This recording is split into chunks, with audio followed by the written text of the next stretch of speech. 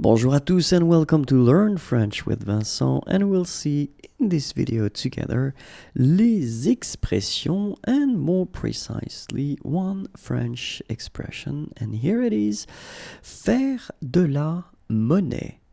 Faire de la monnaie. Okay, so let's see now what it means in English. So the translation is here. Okay, so faire de la monnaie. And we'll see now un exemple.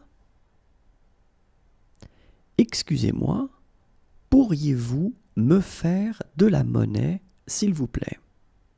Okay, so let's imagine you would like to have some change, and well, you want to ask that really politely. So this is the sentence that you could use. Excusez-moi, pourriez-vous me faire de la monnaie, s'il vous plaît? Okay, so a bit slower.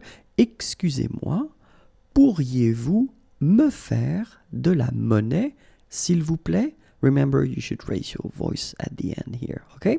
So, excusez-moi, pourriez-vous me faire de la monnaie, s'il vous plaît?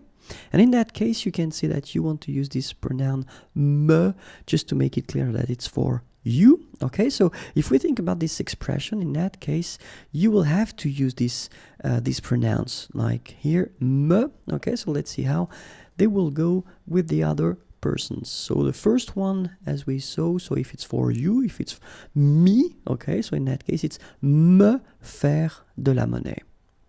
And then te faire de la monnaie would be for you, the second person of the singular, okay? And then if it's for, oops, there is a space here, sorry, lui, okay, so it would be for the masculine form at the singular. Lui faire de la monnaie. Okay, so here you can see the masculine, and it's quite strange, but then it's the same pronoun even if it's feminine. So lui faire de la monnaie if it's for the feminine form, singular.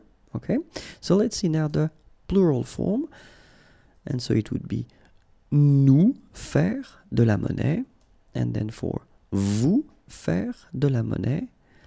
So now, leur faire de la monnaie, so it's the third person of the plural, and in that case it's the masculine, and it's exactly the same for the feminine form, leur faire de la monnaie. Okay?